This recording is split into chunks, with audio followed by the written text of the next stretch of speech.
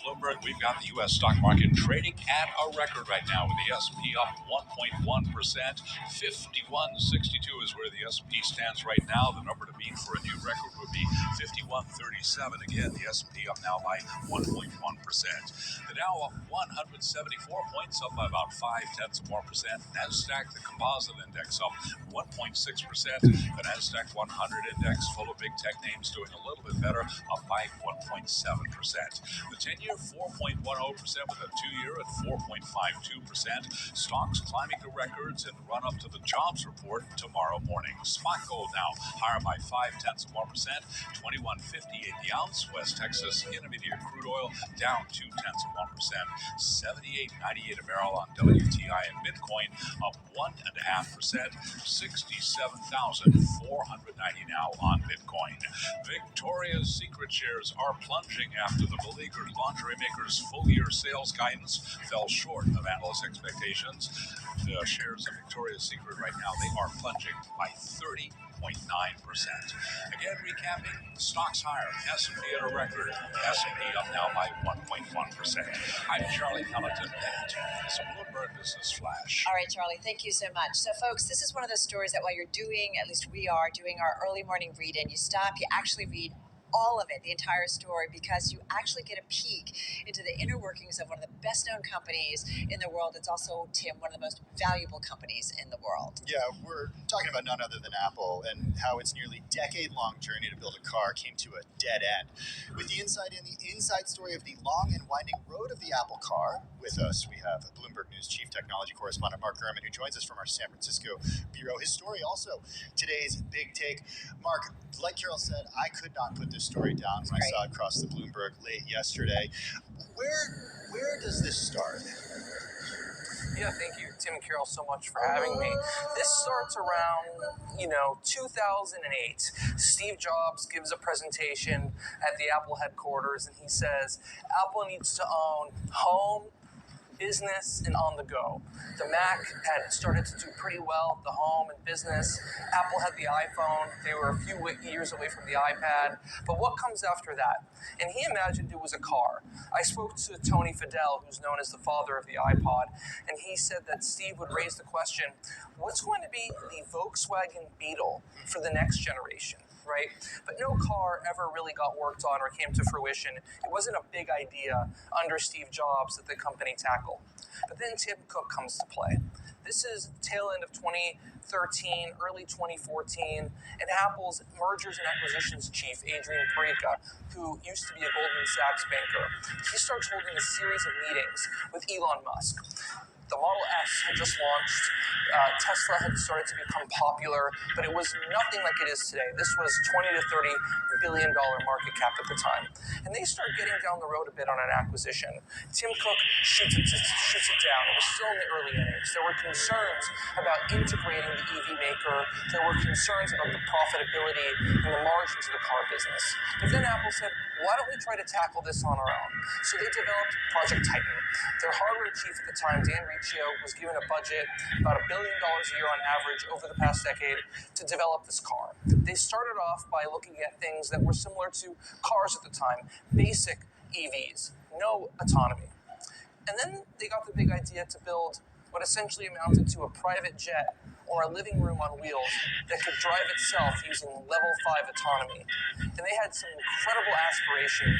And then between indecision, technological challenges, market realities, it all fell apart, and our story details exactly how. I gotta tell you, so, all right, Project Titan, as you said it was called, or should we say Bread Loaf?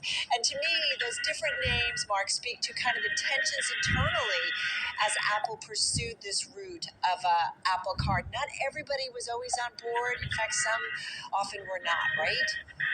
There was a lot of indecision and a lot of disagreement, not only in the Apple Car team itself, which is known as SPG or the Special Projects Group, but there was a lot of disagreement on Apple's executive team. For instance, Eddie Q wanted Apple to just sort of make a better Tesla and start off slow.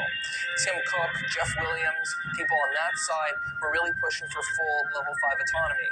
Apple's software engineering chief, Craig Federighi, Apple's new hardware engineering chief, John Turnus, they really weren't on board with the car. Apple's marketing chiefs, Phil Schiller and Greg Joswiak, they were not on board with Apple developing a car that looked nothing like a car. They wanted Apple to make a car for people who love cars, not a car for people who hate cars, which is the type of car that a person who doesn't like a car would want a car that you don't have to drive, one where you can just hang out in the back and FaceTime and watch TV. Right. So there was all this disagreement from start to finish, and obviously, as Tim said, it ended up at a dead end.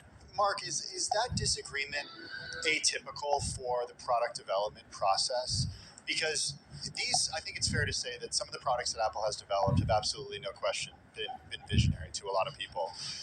Are there the naysayers along the way, and that's part of the product development process that creates something in the end that is successful? I would say the Vision Pro had a similar history of naysayers, people really against the product, similar disagreements from similar people, but that still came to market. But the market realities of the Vision Pro are far different, right? You're able to sort of squeeze out your normal Apple profitability, or they will be able to do so. It does integrate into the Apple ecosystem nicely. The car is a totally different beast with a totally different investment necessary for it to happen, totally different levels of distraction to bring that type of vehicle to market. So certainly the Apple product development process always includes lots of disagreement, lots of debate, lots of screaming, lots of people saying they're going to quit, lots of people who say you're being fired, but you know what, come back the next day. Totally normal in this process. But this, of course, Titan, this was the biggest Apple product bet essentially since the original Mac, right? One of the biggest bets in modern technology history for the iPhone maker, for the iPad company, for the Mac company to create a self-driving vehicle. This was a huge bet, and it really just fell flat on its face. Mark, I have to say, not only was the internal struggling inside Apple interesting to read about, but also, there were external reaches that Apple made, whether it was Tesla, whether it was Mercedes-Benz, McLaren, BMW. I mean, Canoe, exactly. So, while Apple so loves to do things right, their own way, they did make outreaches, and yet that didn't come to anything either. Yeah, it's interesting. Like I said, the origin of the Apple car wasn't necessarily building the car. The origin of the Apple car was investigating and exploring what would it take to buy and integrate Tesla and build upon Tesla into the company. Now, there were many fits and starts over the decade. There was a period where they slowed down development of car hardware and focused more on the AI self-driving brain underlying it. And of course, you wanted to have partnerships in your back pocket. If that autonomy system worked out, what are you going to do with it, right? Who are you going to sell it to? Who are you going to license it to? They got down the road on a partnership with Mercedes-Benz. It took a couple quarters for that to fall apart when Apple got so excited about the prospect of its user experience and its self-driving brain. They said, you know what, let's just go back to doing it ourselves. Canoe is so interesting. That is basically a failed EV maker, and the design that Apple toyed with the Apple car for many years looks very similar to what Canoe ended up announcing. That's interesting. Hey, Mark, one of my favorite parts of the story was all of the features that, for the first time, I read about in your piece that Apple toyed with, whether it was automatic tinting of windows depending on the light conditions outside, or the idea of patching in the audio from inside the car, which struck me as, look, I'm not a car designer, but struck me as something that I would not want as a consumer. Take us through some of the greatest hits that were put on the drawing board and ultimately pulled off. Well, I think some of the most interesting work that they did was backup control to the L5 self-driving system not working. So you have three options that they were looking at. First, basic, makes sense, is an iPhone app that lets you operate the phone as a virtual steering wheel. Obviously, the car would only run at low speeds with this control. The second was they spent a lot of time actually working on a PlayStation or Xbox-like controller for you to sort of operate the car like you're playing in Grand Theft Auto, right? Hopefully not. And the third thing was there would be a way to call into Apple. They would have a command center, a 24/7 command center, where you call them in and they can drive the car for you remotely with a physical steering wheel to get you out of trouble. Not trouble from the police chasing you like in GTA, but if you're stuck in a construction zone or some such. So those are really cool. The logistics of that, I can't even you have to imagine react the command quickly when you're center. driving a car. Right. People honking behind you. Hold on, I gotta call Apple Could to you take get me out of control of this? the car to get me through this. I never want to count Apple out because I think about the impact that, Mark, they have had on our world, certainly on my world. Do you truly fully count Apple outdone? I know the story, I know the reporting, I respect it all, but might they some way find their way back or nah? Okay, let's talk about this. Tim